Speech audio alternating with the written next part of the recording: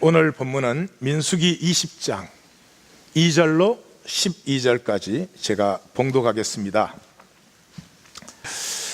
사도 바울의 고백에 사도 바울이 예수님을 만나기 전의 삶을 향방 없는 달리기, 허공을 치는 주먹질이었다, 이렇게 말을 했습니다. 그가 생애 마지막에 그 아들 디모데에게 보낸 편지에서는 마지막을 그렇게 고백을 하죠. 나는 선한 싸움을 싸우고가 제일 먼저 나오는 것을 기억하십시오. 나의 달려갈 길을 마치고 믿음을 지켰다. 부러운 삶입니다. 성경적 영성의 특징은 전투적 영성입니다. 불교나 힌두교나 다른 종교에서는 그저 자기를 해탈하도록 스스로를 잘 도를 닦으면 됩니다. 그런데 성경은 그렇지 않습니다. 하나님의 약속, 하나님이 내 안에 생명을 심으시고 육체의 삶을 통해서 이 생명이 피어나게 하셨는데, 이 생명이 피어나는 것에는 안에도 해방이 있고 바깥에도 해방이 있고, 내 안에도 미혹의 욕심이 있고 내 바깥의 세상은 거짓 가치를 조직화시켜서 마치 그것이 전부인 것처럼 살 수밖에 없도록 만들어가고 있습니다. 그러므로 내가 싸우지 않으면 내 안에 있는 생명의 소중함과 귀중함과 이 진정한 가치와 신비를 내 스스로 지키려고 싸우지 않으면 이것은 결코 자라날 수 없다, 그것입니다. 그래서 오늘 민수기로 들어가는 질문은 달려갈 길을 마치고 계십니까? 아니면 맴도는 인생이십니까? 하나님이 꿈꾼 이하권위가 있습니다. 하나님이 그냥 창조하지 않았습니다. 아무렇게나 이렇게 나타나게 하지 않았습니다. 저를 창조하실 때 하나님의 가슴에 꿈이 있었습니다. 그 꿈을 향해서 내가 나아가고 있는 것인지, 아니면 쳇바퀴 돌듯이 돌고 있는 것인지. 찬송가에서는 이 맴도는 인생을 물레방아 인생, 그렇게. 성도님들은 오늘 본문에서 두 개의 가치관을 만나게 됩니다. 하나는 이것입니다. 왜 나를 편하게 해주지 않느냐고 불평하는 것입니다. 잘 기억해 보십시오. 부부 사이에도, 가족에서도, 직장에서도, 사회의 삶에서 나를 편안하게 해달라고, 그 사람은 분명히 이런 삶을 살 것입니다. 다른 사람한테 정죄받는 것이 두려워서 자기 진실, 이건 한 번도 얘기하고 나누어 보지 못하고 그저 사람들에게 잘 맞추어주고 착한 사람, 그렇게 살았을 것입니다. 그러므로 이 사람에게 보상은 딱 한 가지입니다. 다른 사람도 나를 편안하게 해줘야 된다는 것입니다. 심지어 말씀까지도 나를 편안하게 해주는 말씀을 하세요 라고 원할지도 모르겠습니다. 그래서 불평이 가득합니다. 왜 이 세상은 나를 편하게 해주지 않는 거야, 이렇게 말합니다. 또 한 가지의 삶은 하나님을 의뢰하기 때문에 불가능한 싸움을 싸웁니다. 절대로 이길 수 없는 싸움을 싸웁니다. 현실적으로, 현상적으로 결코 승부가 그곳에 없습니다. 질 것이 뻔합니다. 단 한 가지 이유로, 하나님이 그 자리에 부르셨고 하나님이 이 모든 현실과 현상 너머에 하나님이 임재하고 계시기 때문에 현실적으로 질 수밖에 없는 불가능한 싸움을 온몸으로 싸워나가는 것입니다. 현실 속에서 때로는 힘들고 지치고 고난받는 삶 속에서 사실은 생명이 피어나고 있습니다. 하나님의 관심은 우리가 얼마나 잘 사느냐에 있지 않습니다. 잘 살든 못 살든 그 삶의 예정을 통해서 하나님이 심으신 내 생명이 자라고 피어날 뿐만 아니라 약속의 유업을 온전히 받기를 원하시는 것입니다. 자, 이제 광야의 여정으로 들어가 보십시다. 제가 인생의 비밀과 광야의 여정 그렇게 붙였죠?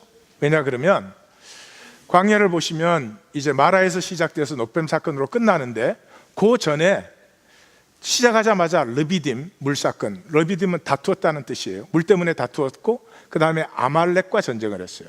근데 끝나는데도 가시면 똑같이 르비딤, 물로 다투고 아말렉과 싸워요. 그래서 이상하지만 시작과 끝이 같습니다. 그 중간에는 항상 십자가가 있어요. 그 십자가 뭐죠? 만남의 파멸성이죠.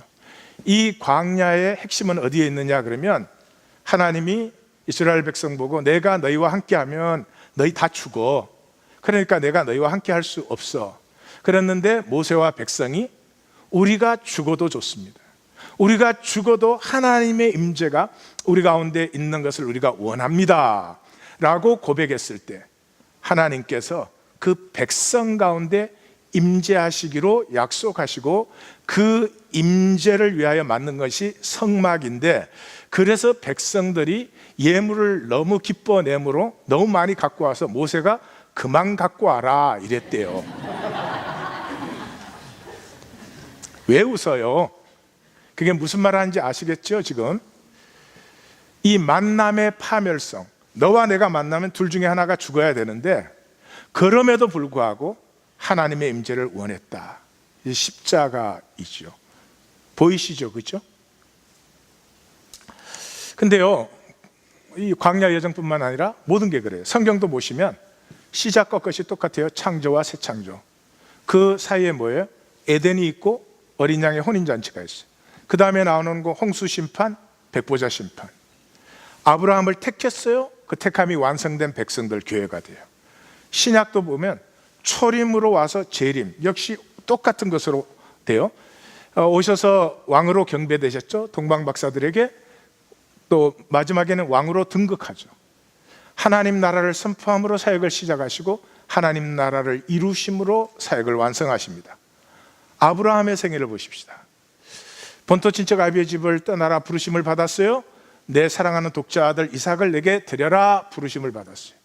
그 아내는 또 똑같이 자기 아내를 누이라고 하는 거짓말을 이쪽에는 바로에게 하고 저쪽에는 아비멜렉에게 해요. 그 다음 사건이 롯과 이별이에요. 이쪽에서는 이스마엘, 하갈이 낳은 이스마엘과의 이별이에요. 그 가운데 아브라함에게는 이 할례가 있죠. 할례가 가운데 서 있죠. 인생도 똑같아요. 빈손으로 왔다가 빈손으로 갑니다. 손에 뭐를 잡으려고 사는 것은 아주 어리석은 것입니다. 그 빈손으로 우리는 상당히 의존적입니다. 끝에도 의존적입니다. 물론 똑같은 의존적이 아니에요. 처음에는 어쩔 수 없이 의존적이지만 인생의 마지막에 의존적인 것은 내 스스로 나의 약함을 너에게 맡겨주는.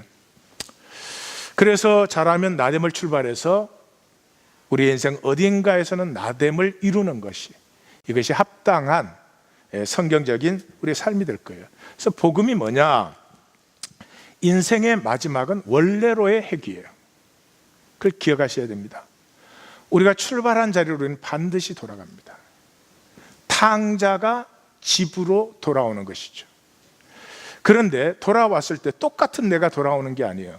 출발할 때는 잠재력으로 가지고 있던 나의 모든 잠재력이 이 여정을 통해서, 고난과 순례를 통해서 활짝 피어난 자로 돌아와요. 탕자가 돌아왔을 때는 진정한 아들됨으로 돌아왔어요. 그러므로 돌아온 자리가 새 출발이에요. 어떤 새 출발이에요? 이제는 내 잠재력이 활짝 피어나 무한하게 누리는 새 출발이에요. 그러므로 성경적 신앙은 우리의 죽음이 마지막이 아닙니다. 그러므로 성경적 신앙은 우리의 죽음이 마지막이 아니고 이 육체를 벗었을 때가 비로소 생명을 우리는 액티베이트 할 줄 알게 되었어요. 생명을 피우고 누릴 줄 알게 되어서 만유와 누려서 저 어두운 갤럭시들을 그냥 하나님의 영광 찬란한 에덴 동산 100배쯤 아름다운 곳으로 만드는 그 출발이 이루어지는 죽음이 되어야지 죽고 장례식하는 그런 것이 결코 아닙니다. 그래서 기억하십시오. 우리가 한 짧은 생애를 사는데 이 생애 가장 중요한 것은 지금 사는 동안 내가 얼마나 삐까뻔쩍했냐, 내가 얼마나 네보다 잘났냐, 도토리 퀴즈. 아닙니다. 이 육체를 벗었을 때 씨앗으로 주신 생명이 과연 장성해 있느냐 하는 것입니다. 자, 이것을 가지고 민수기 여정으로 들어가겠습니다. 민수기 이제 전체 구조를 보시면 인구 조사가 두 번 나와요. 그 첫 번 조사한 건 몽땅 망해서, 그러므로 새로 조사한 사람들이 저 사람들이 약속의 땅에 들어가겠구나, 이 정도 눈치는 채셨죠. 예. 그 다음에 오늘 우리가 보는 부분은 이 광야 맴돌기예요. 이 광야 맴돌기에는 처음에는 행군 진영이 나오죠. 그 다음에 이제 끝에는 아까 말한 것처럼 머리바에 물 다투고 아말렉과 싸우는 것이 이제 마감이에요. 두 부분으로 딱 나눠져요. 첫 부분은 첫 세대, 출애굽할 때 20살 이상인 세대예요. 이 사람들은 한마디로 약속을 안 믿어. 예. 그 다음에 15장에서 19장은 새 세대예요. 이따 보시면 알겠지만 대상이 새 세대라고 하는 것을 하나님이 분명하게 하십니다. 이 새 세대에게는 하나님이 두 가지를 세워요. 말씀과 희생제사. 말씀과 희생제사. 기억하십시오. 자, 이것을 기억하면서 이제 순례로 들어가 보십시다. 처음에 행군 진영이 나와요.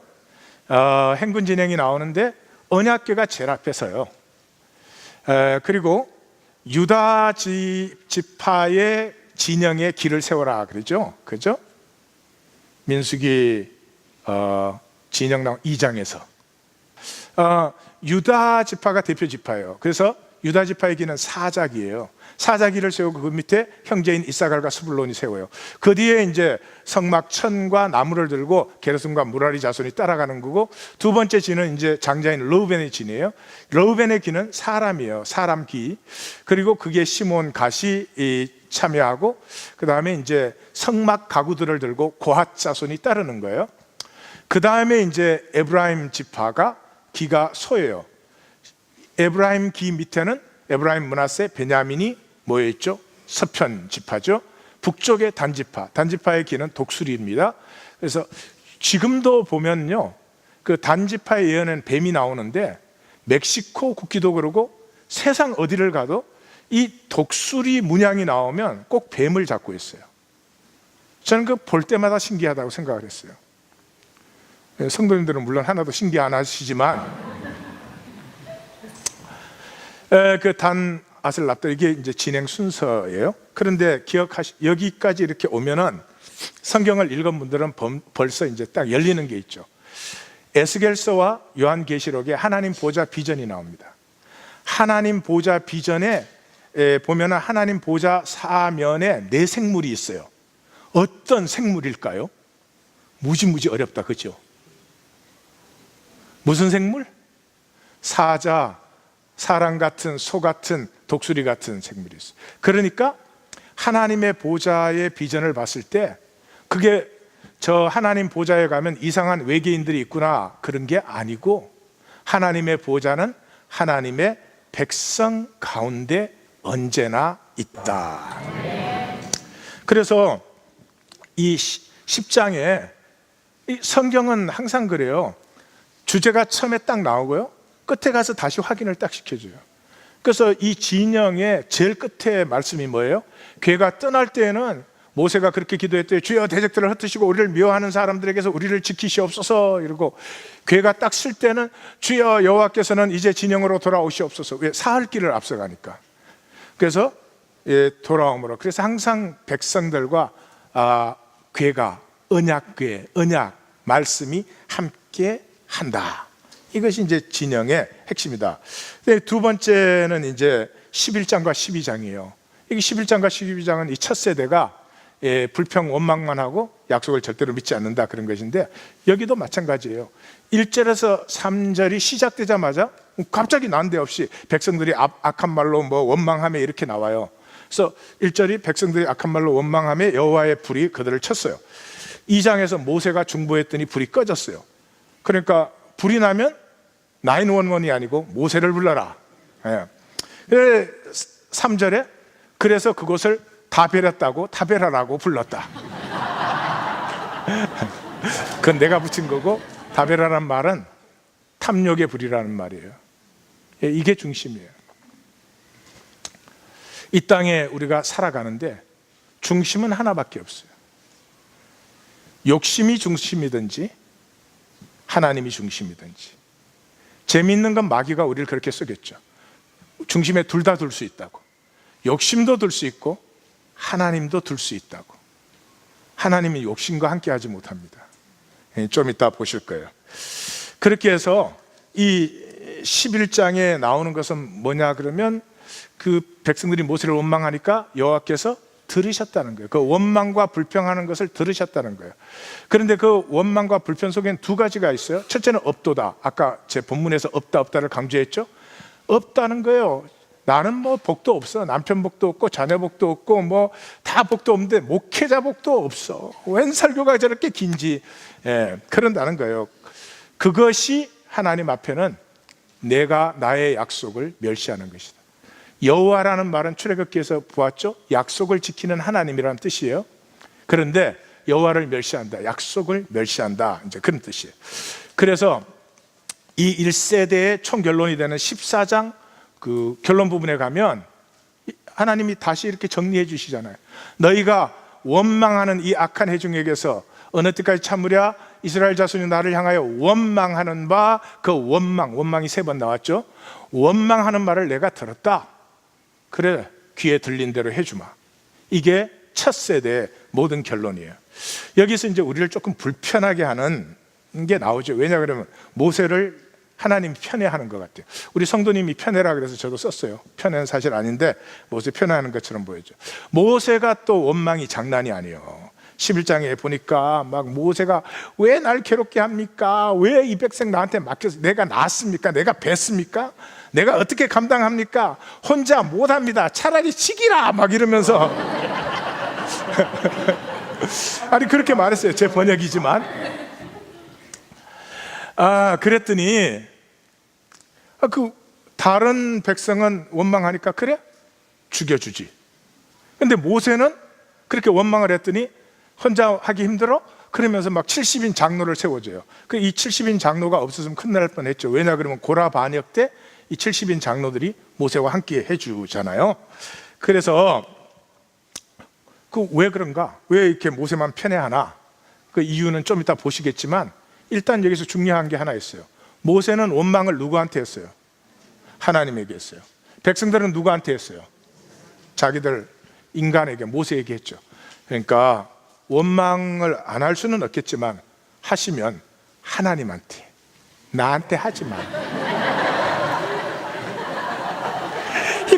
힘들어. 자, 근데 백성들만 이제 원망한 게 아니라는 거죠. 그 미리암과 아론도 이제 모세를 비방했다 그러는 거예요. 근데 미리암과 아론이 비방한 것도 주제는 똑같아요. 하나님이 들으셨다는 거예요. 하나님이 들으시고 강림하셨대. 형제들끼리 싸우는데 좀 놔두지. 하나님이 막 강림까지 하셔가지고 막 모세를 싸고 도는 거야. 모세는 나하고 대면에서 명백히 얘기하지 않냐? 나의 형상을 보는 자인데 어떻게 모세를 비방하냐? 그러고 막 목소리를 감싸는. 하나님도 좀 웃겨. 그 다음에 나오는 모세 편에는 이게 말로 다 할 수가 없어요. 우리 중에 가장 미성숙한 엄마도 하나님보다 나아. 그러니까 이 엄마들이 이런 엄마 있잖아요. 막 자기 아이가 조금만 아프거나 뭐 힘들면 막 쪼르르 쫓아가가지고 막 애 편들고 다른 애 막 때려주고 막 이런 애. 근데 여기서 이 본문에서 이 하나님은 그 엄마는 성숙하게 보여. 그래가지고 뭐 모세가 나 혼자 못해요. 그리고 미리암과 아론이 비방하니까 하나님이 강림하사. 아니 언제는 강림하는 거 힘들다며. 그러니까 백성들은 자 산 밑에 멀리 가게 해라 그러고 강림했는데 지금은 막 지멋대로 막아. 그 다음에 영광이 나타나. 그러니까 똑같은 말이죠.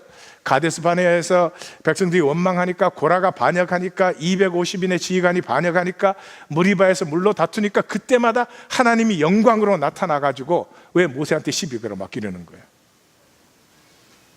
참 미성숙해. 하나님이 참 미성숙하셔. 그리고 말도 모세한테만 해. 모세에게 말씀하여가 23번 나와. 그 다음에 아론과 모세에게 말씀하여가 3번인가 4번 나와요. 그 다음에 모세와 아론과 미리암에게 말씀하여가 1번 나와요. 그러니까 뭐 하여튼 모세하고만 얘기해. 친하다. 그뿐만이 아니에요.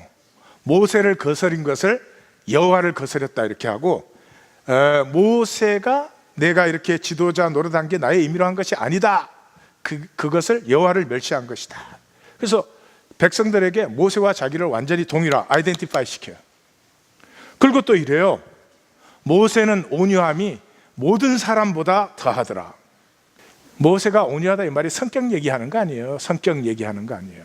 무슨 말을 하고 있느냐 그러면, 모세는 하나님의 말씀을 받더라 그 말이에요. 그래서 뭐 사고가 터질 때마다 모세는 엎드렸다 그래요.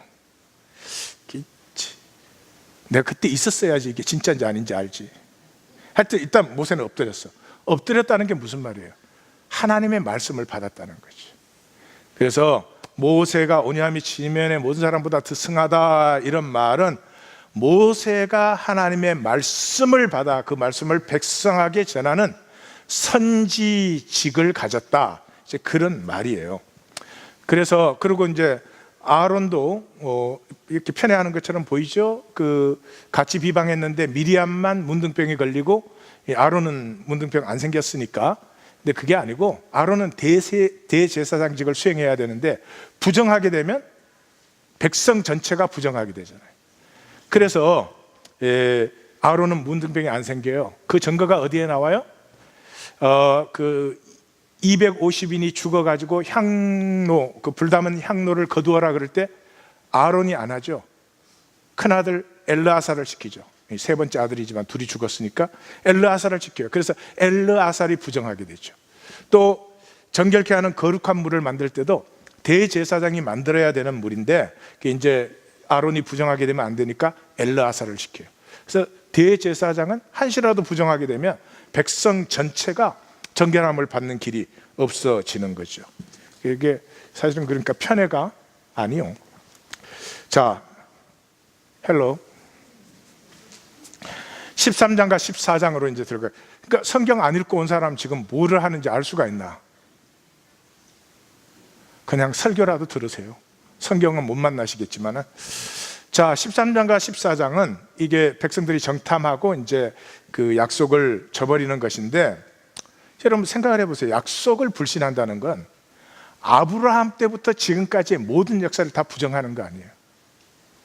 어떤 인간이 감히 그렇게 할 수 있어요?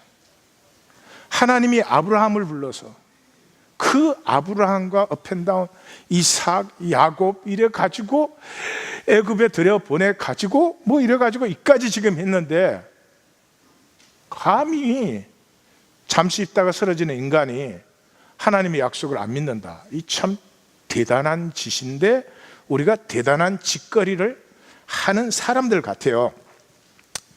그래서 신명기에 보면은 이렇게 민수기에는 이렇게 하나님이 정탐을 지시한 것처럼 표현되어 있어요. 근데 아니에요.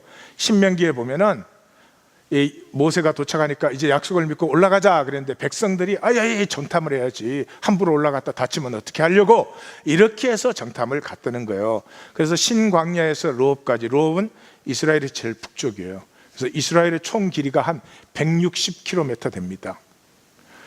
그래서 그 길을 다 정탐하고 돌아온 얘기는 우리가 잘 알죠. 제가 자세히 얘기할 시간이 없네요.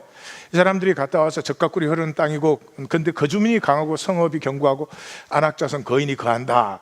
그러니까 갈렙이 아니다, 우리가 올라가서 땅을 취하자, 능히 이길 수 있다 이러니까 그만에 이제 이 사람들이 뒤집어지는 거예요.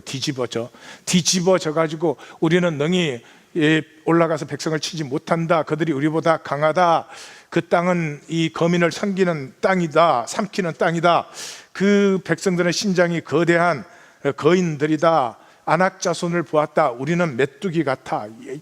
사람 심리가 이렇게 비틀어지면요 모든 걸 다 비틀어요. 조금 전에 젖과 꿀이 흐른다 그랬잖아요. 근데 뭐 거민을 삼킨다 그러고, 심리. 이게 문제죠. 현상은 똑바로 봤어요. 이 사람들 거짓말하는 거 아니죠? 현상을 똑바로 본 거예요. 선악과를 먹고 눈이 밝아져서 현상이 보이면 현상은 참 잘 보는데 그 현상 뒤에는 뭐가 있어요? 하나님 계시죠? 하나님의 임재는 안 보여요. 이 사람들이 이렇게 길게 말하는데 하나님이라는 말도, 여호와라는 말도, 약속이라는 말도, 믿음이라는 말도 한 번도 안 나와요. 그 다음에 갈렙과 여호수아가 말할 때 봐봐요. 여호와라는 말이 3번 나와요. 그 말을 듣고 이제 온 백성이 이제 약속을 불신해가지고 밤새도록 통곡하고, 모세와 아론을 원망하고, 우리가 애굽에서 죽었더라면, 광야에서 죽었더라면 왜 우리를 칼에 쓰러지게 하냐, 우리의 처자들은 사로잡혀 갈 것이다. 그러니까 한 지휘관을 세워 애굽으로 돌아가자, 이게 목회자 갈자 이런 거예요. 그거 안 좋은 거예요. 그러니까 이제 여호수아와 갈렙이 아니다, 약속을 신뢰하자. 그래서 뭐 하는데 저게 내용 자체를 보세요. 내용 자체는 약속은 약속이지 않냐. 그리고 여호와를 3번 말해요. 여호와가 우리를 기뻐하시면 여호와를 거역하지 말라. 여호와가 우리와 함께 하신다. 이거는 현상을 못 보는 사람이 아니에요. 현상도 보지만 현상의 깊이인 하나님의 임재도 보는 사람이에요. 그러니까 하나님이 이제 이 백성들에게 약속 불신의 선언과 심판을 하시죠. 뭐요? 왜 나를 멸시해? 내가 지금 아브라함부터 역사 인도하는 게 네 눈에는 농담 같으냐? 왜 나를 신뢰하지 않아? 내가 말을 바꾸거나 약속 지키지 않은 적 있어? 근데 왜 안 믿는 거야? 사랑하는 성도님들, 안 믿어도 좋고 마음대로 사셔도 좋은데 그게 지나쳐서 하나님이 딱 너는 결코 나를 믿지 않는구나, 그렇게 되면 끝이에요. 은혜가 임할 수가 없어요. 그게 지금 이 광야의 이야기예요. 하나님이 계속 참으시는데요, 어떤 순간이 딱 와요. 너는 결코 나를 믿지 않는구나. 은혜가 딱 끊어지면 삶이 참 비참해지는 것입니다. 겉으로 살아있는 것 같지만 산 것이 아닌 것이죠. 그러면서 하나님이 얼마나 분노하시면 이렇게 말하겠습니까? 내가 맹세한다. 너 말대로 너는 결코 약속의 땅에 들어가지 못해. 그렇지만 너희가 못 들어간다고 말한 유아들은 내가 들이마. 똑똑히 보여주마. 내 말이 서지 너희 말이 서지 않는다는 것을 똑똑히 보여주마. 그리고 너희의 죄 때문에 너희의 자녀가 광야에서 40년을 방황해. 이게 무슨 말이죠? 첫 세대가 믿음으로 약속을 받았으면 40일 만에 들어가는 거 아니에요. 근데 첫 세대가 믿음으로 안 들어갔어요. 그러니까 하나님이 어떻게 했어요? 이 백성을 내가 다 멸할 것이라고. 그랬더니 모세와 아론이 그게 엎드렸다 그랬어요. 중보죠. 중보했더니 좋다, 내가 지금 멸하지는 않겠다. 대신에 이 세대가 죽을 때까지 내가 기다리겠다. 그 죽을 때까지 기다린 시간이 뭐예요? 38년이에요. 그 38년에 자기네만 돌았나요? 출애굽할 때 20살 아래에 있던 아이들, 광야에서 태어난 아이들이 손자, 증손자까지 1세대의 죄악 때문에 약속을 누리지 못하고 광야를 돌고 있는 거죠. 이게 지금 우리의 역사입니다. 인간이 사는데 왜 아름다움이 없죠? 신기하지 않습니까? 얼마나 인간이 아름다운데요, 얼마나 인간이 초월적인 존재인데요. 이 모든 걸 가진 강국들이 그 제3세계를 뜯어내지 못해가지고 정치 지도자라고 하는 사람들이, 아니 미국같이 풍요한 나라에서 우리 이익 먼저 챙기기에 급급하고, 그래서 더 많이 먹으면, 그래서 더 많이 붙들고 있으면 자랑스럽습니까? 행복합니까? 미국에 살고 계시면 제3세계 어디를 가도 재벌 수준입니다. 그런데도 나누지를 못합니다. 무슨 존귀하고 찬란한 일이라고요.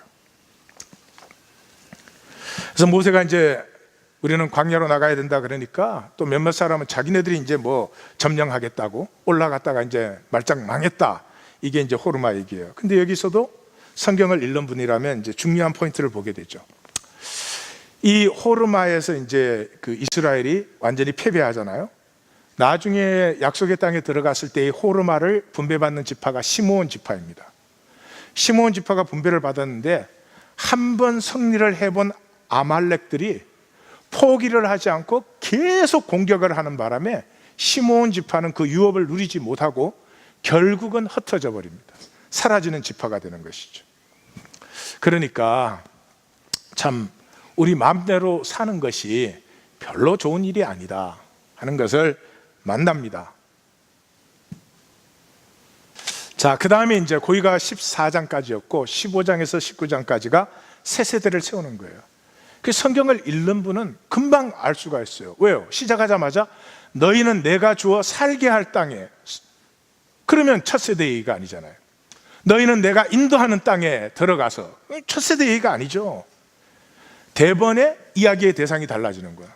14장까지는 이야기들이었잖아요. 여기서부터는 제사법이 나오잖아요. 법전이 나오잖아요. 그럼 대번의 분위기가 달라지는 거죠. 근데 이게 성경을 읽는 분들이 그걸 못 찾아요. 그러니까 성경 읽기가 안 돼. 성경을 만나지를 못한다. 그런 거죠. 근데 참 하나님이 이걸 우리로 보게 하셨고 우리로 인도하신 것은 정말 하나님께서 하나님 교회에 파이널 프론티어를 열고 계시는 것이에요. 그리고 신명기에서는 이렇게 말하죠. 너희가 사로잡히리라고 하던 너희의 아이들, 너희의 자녀들, 내가 그 땅에 들어가게 할 뿐만 아니라 그들의 산업이 되게 한다, 이렇게 하죠. 지금 그러면서 이 새 세대에 하나님께서 하는 것은 두 가지예요. 선지직과 제사직을 세우고 계세요. 하나님의 말씀의 선포와 그 말씀에 따른 제사, 예배, 이 두 가지를 세우고 있어요. 그러면 지금 15장에서 19장까지를 읽어보신 분은 알겠지만은 막 뭐 하늘에서 불이 나오고 땅이 갈라져 지진이 일어나고 하나님이 뭐 좀 이렇게 달려도 될 것 같아. 고라야, 네가 많이 골았구나. 왜 그러니? 마음이 섭섭하지? 괜찮아. 너가 영광이 부족한 게 아니야. 이러면 될 텐데 또 무슨 하나님이 땅을 쫙 갈라갖고 칵 집어넣어버리고 말이에요. 막 불이 나와갖고 사람을 막 후라이 하고 말이에요. 이게 하나님이에요? 하나님 지금 무슨 얘기하고 있어요? 하나님의 존재를 걸고 하나님은 선지직과 제사직을 세우고 있다는 걸, 그걸 보여주는 거죠. 아니 어떻게 지팡이에서 싹이 터가지고 열매가 맺혀? 무슨 그런 턱도 없는 얘기를 하나님은 하고 계시는 거예요. 우리가 생명 살 때까지는요, 죽음 살고 있어요. 죽음을 사는 사람은 불안과 두려움이 증표죠. 내 마음대로 왔어요? 내 마음대로 가는 것 아니요. 하나님을 의뢰하고 내가 싸울 싸움을 싸우고 달려갈 길을 달려가면 좋겠는데 두려워가지고 그 자리에 사로잡혀서 38년 된 병자가 되어서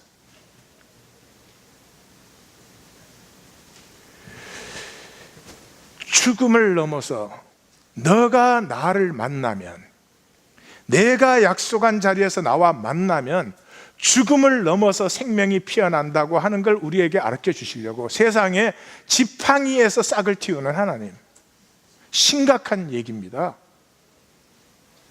이 새 세대에게 하나님 딱 두 가지예요.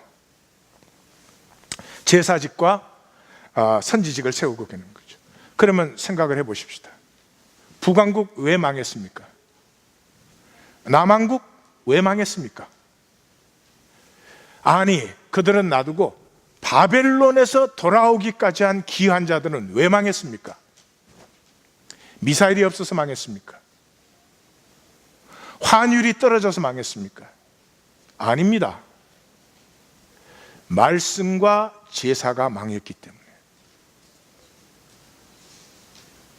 현실의 싸움은 미사일과 달러로 얼마든지 할 수 있지만 내 생명이 이 땅에서 피어나야 되는 싸움은 내가 하나님 만나고 하나님 만날 때마다 죽고 죽으면 새로워집니다. 이 7주기의 새로운 생성 없이 내 실력, 내 자질 가지고 생명 피어나고 자라는 것 아니라는 거지. 그래서 15장에서 19장까지는 황당할 정도로 하나님이 이상한 얘기들을 끌어들이셔가지고 이 두 가지를 자기 존재를 걸고 세우는 것이에요.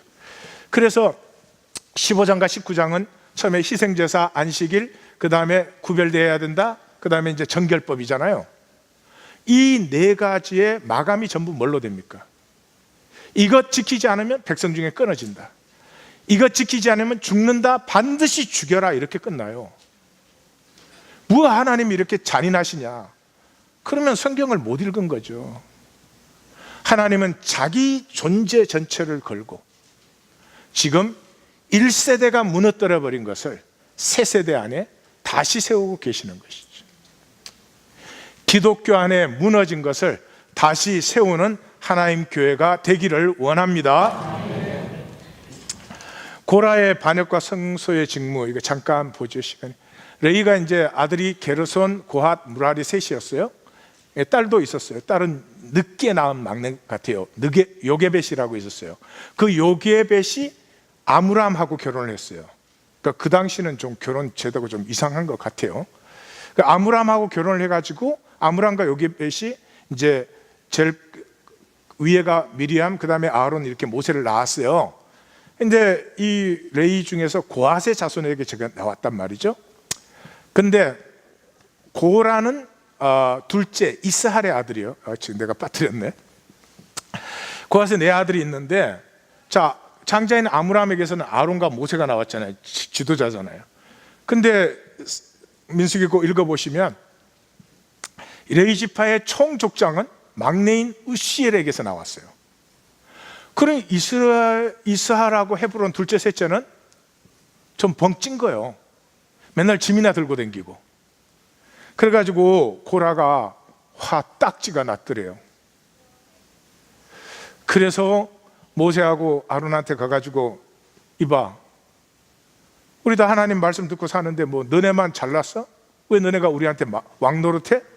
이렇게 이제 그 원망을 한 거죠. 그랬더니 이제 또 모세와 아론이 또 엎드렸다 그래요. 엎드려 가지고 가만 엎드려서 말씀을 듣고 보니까 레이직도 보통 중요한 게 아닌데, 너네가 너희에게 분부하신 것이 얼마나 중요하고 거룩한 것인데 제사장 직분을 구해? 너희가 여호와를 거스르는 것이다, 뭐 이랬다는 거예요. 그래서 이제 하나님이 이게 모세한테 이렇게 원망하는 걸 듣고 또 강림하셨대요. 막 쫓아 나온 거야, 막. 예. 나와가지고 딱 이 회중에서 떠나니까 다 죽여버린다. 참 하나님 믿기 힘들 것 같아요, 내가 봐도. 그러니까 이제 두 사람이 엎드렸어요. 그랬더니 하나님이 타협을 했죠. 좋다, 지금 죽이지는 않지만 다 죽을 때까지 내가 기다리마. 여기 뭐를 강조하고 있어요? 모세와 아론의 중보직이죠. 모세가 없으면 하나님의 말씀이 백성에게 선포될 수 없고, 아론이 없으면 백성의 죄가 하나님과 만나 죽음을 당하고 새로워질 수 없고.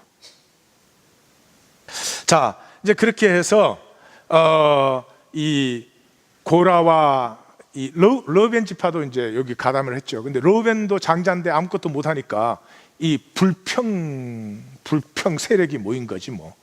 그래가지고 그 사람들은 이제 지진이 일어나서 땅이 삼키고 250명의 그 지휘관들은 불이 나와서 살렸다, 그렇게 되어 있어요. 그때 이제 또 이상한 얘기가 나오잖아요. 그 백성들이 그걸 보고 왜 다른 사람 죽이냐 그러고, 아니 그런 일이 일어났으면 생각을 해봐요. 두려워할 것 같은데 백성들이 또 모세와 아론을 원망을 했어요. 그랬더니 하나님이 그 백성들의 연병이 일어나게 하셨는데, 그 연병이 아론이 그 향로를 들고 달려가 가지고 백성을 위하여 속죄하고 죽은 자와 산 자 사이에 섰을 때 연병이 거쳤다. 그러니까 여기 역시 아론의 중보를 강조하고 있는 거죠.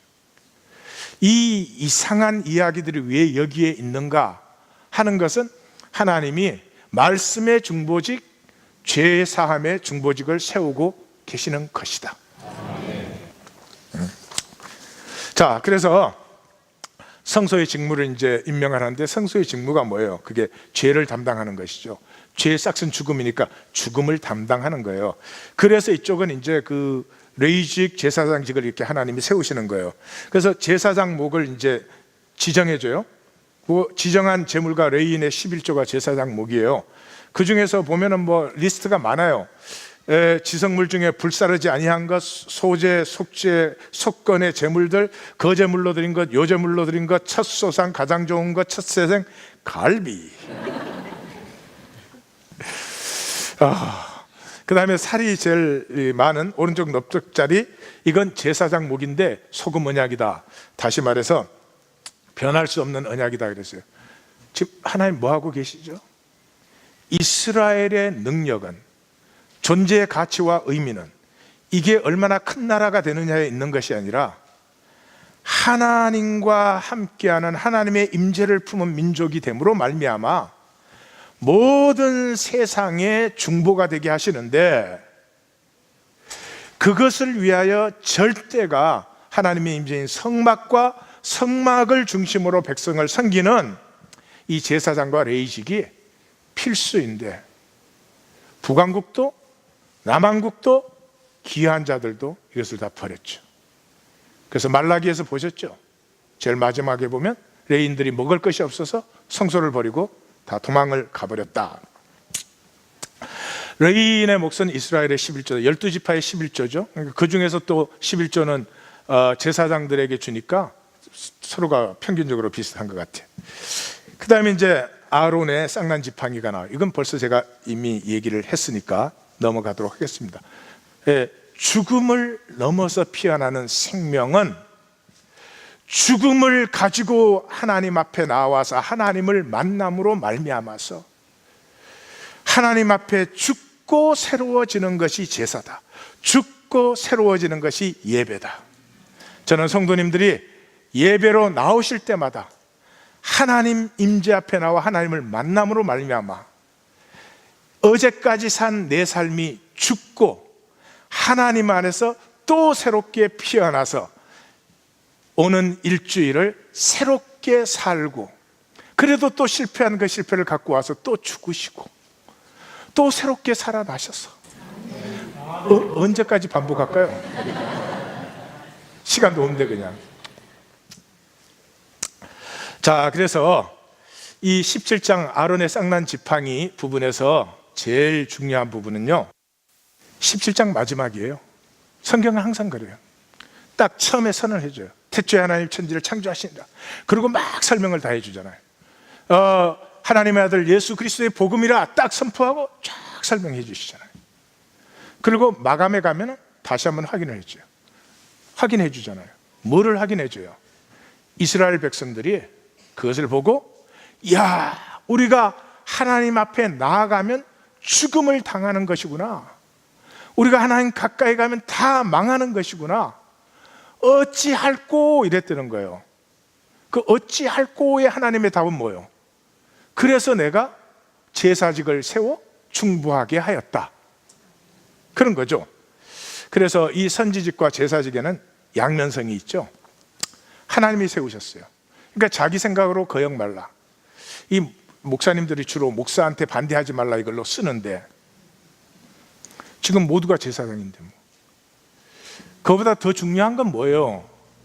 선지직과 제사직의 벌은 더 엄중하다는 거예요. 예? 일반 백성이 받는 벌과 선지직과 제사직에서 받는 벌은 비교가 안 되는 거죠. 왜? 선지직과 제사직은 오로지 하나님의 거룩하심만을 나타내야 돼요. 제일 마지막 무리바 물에서 하나님 뭐라 그랬어요? 너희가 내 거룩함을 나타내지 아니한 고로 너희는 이 백성을 인도하여 약속의 땅에 들어가지 못한다. 딱 끝나버리죠. 거룩함을 나타낸다는 게 뭐예요? 모세가 이스라엘 백성들이 금송아지 만들고 돌판 끼어지고 다시 받으러 올라갔을 때 모세가 예상했던 것은 진노하신 하나님, 심판하시고 얼마나 화를 내실까. 그러고 딱 올라갔는데 하나님이 모세 앞에 나타나셔서 뭐라고요?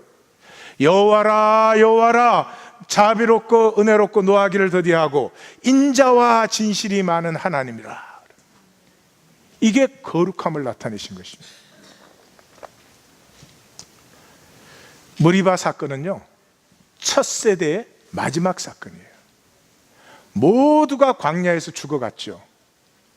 그런데 이 마지막 남은 사람들이에요. 제가 생각해도 안쓰러워요. 중간에서 계속 죽어나가잖아요, 심판받고. 근데 어떻게 심성을 지켜서 요 마지막까지 온 사람들이에요. 그런데도 그 사람은 절대로 마지막까지 서지 못해요. 이 머리바 물가에서 마지막으로 무너져요. 그러니까 저는 하나님 마음 느껴져요. 이 사람들에 대해서는 하나님도 안쓰러웠던 것 같아요. 얼마나 시험들 기회가 많은데 그래도 이까지 왔잖아요. 이까지. 그잖아요. 얼마나 긴 설교인데 지금 이까지 왔냐 이 말이에요. 이게 은혜를 안 줄 수가 없는 것 같아요. 그래서 하나님이 어차피 여기서 정리되는 사람들이잖아요. 그 사람들이 순종하면 뭐 할 거고 순종 안 하면 뭐가 차이가 있어요. 그래서 명하여 물을 내라, 내가 그들과 그들의 짐승을 먹이리라 그랬잖아요. 근데 모세가 이 하나님의 가슴을 전혀 못 느껴요. 모세도 지쳤는지 모르겠어요. 이 첫 세대의 패드오프가 됐는지 모르겠어요. 이 반역한 자들아, 우리가 너희를 위하여 반석에서 물을 내랴. 그리고 2번 그냥 쳐버렸어요. 그것이 하나님의 심판이었습니다. 일반 백성이 그랬으면 그거 아무것도 아니죠. 뭐. 모세와 아론은 오직 하나님의 거룩함을 나타내시도록 부름을 받았습니다. 그런데 자기의 죄성을 그렇게 나타냅니다. 하나님의 가슴이 얼마나 싸늘해지셨을까요? 하나님의 가슴이 얼마나 안타까웠을까요? 그것이 가데스 바네아의 마지막 무리바 물로 인한 다툼이고요.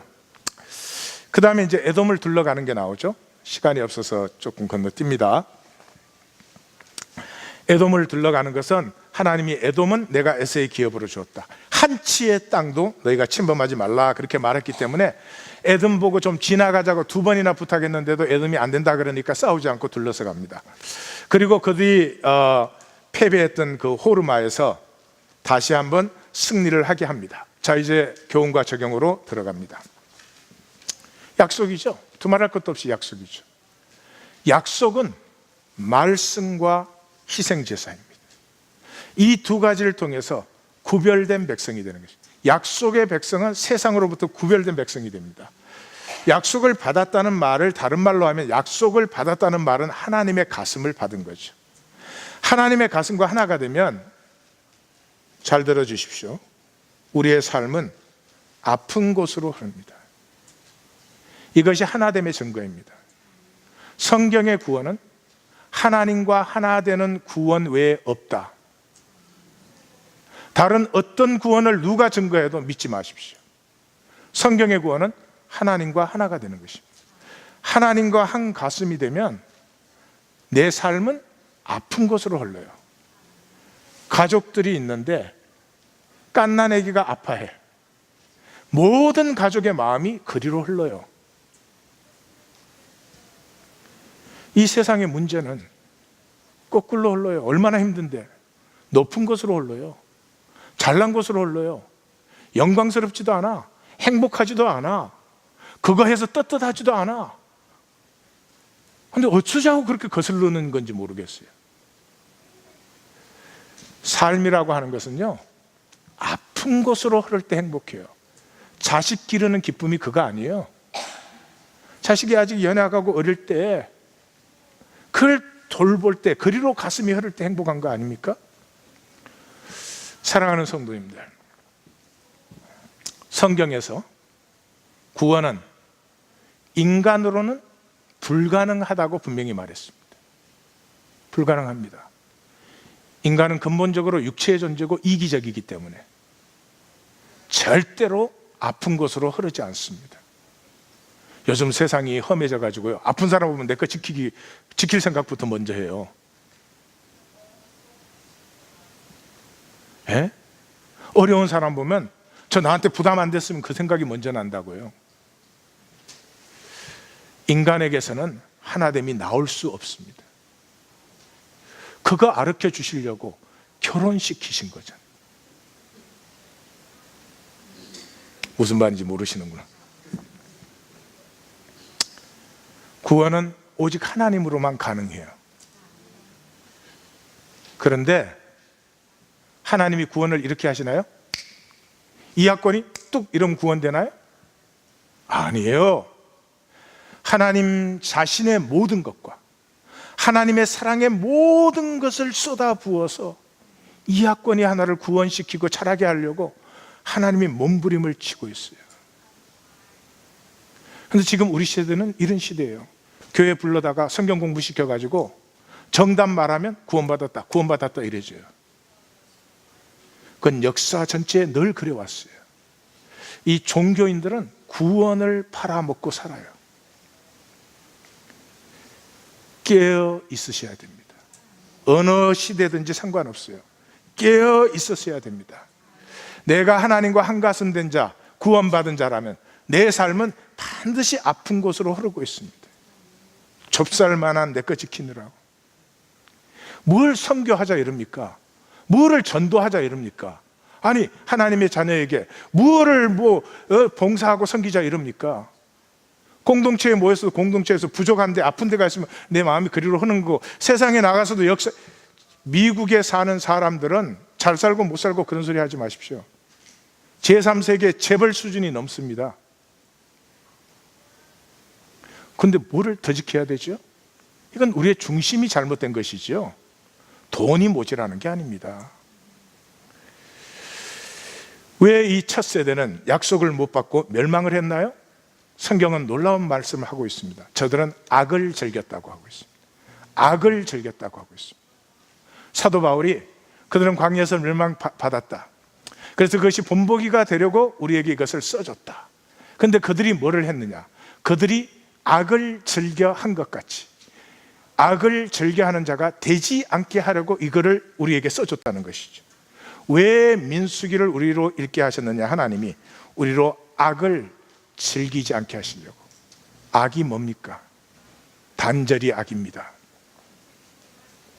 남편과 아내가 있는데 하나됨을 느끼면 서로 불쌍히 여겨줄 텐데, 너는 너고 나는 나라고 하는 단절이 전제되면 판단 정죄부터 합니다. 너 나한테 안 해준 것부터 따지기 시작합니다. 단절이 악입니다. 이 세상을 보십시오. 모든 것으로 단절되어서 남은 어떻게 돼도 나만 살면 된다고, 그것이 제도화되고 그것이 법제화되고 이 세상에서는 그것이 당연한 것으로 되어 있습니다. 그러나 사랑하는 성도님들, 하나님의 심판대에서는 그렇지 않습니다. 법이 다릅니다. 심판이 무서워서가 아니라 낮은 곳으로, 아픈 곳으로 심령이 흐를 때 생명이 피어나는 기쁨을 위하여서 하나님과 한가슴 되어 이 아픈 역사 속에 생명의 물길로 흐르는 우리 하나님 교회가 될 것입니다. 하나님 교회가 될 것입니다. 세상이 길을 팍팍팍 죽이고 있는데 그 하찮은 현상의 계급장 껍질들에 기가 팍 죽어서 눈치나 살살 보면서 어디로 가면 이익을 좀 더 챙기나 이런 사람들이 아니고, 하나님의 가슴을 가지고 생명이 생수의 강으로 피어날 때 내 것이 아니라 하나님의 약속을 누리기에 얼마나 아름답고 존귀한 삶이 되는지, 선한 싸움을 싸우고 달려갈 길을 마치고 믿음을 지키는 사람들이 일어납니다. 일어납니다. 새 시간이 도래하고 있습니다. 시대의 표적을 보시기를 주의 이름으로 축원합니다. 기도하십시다.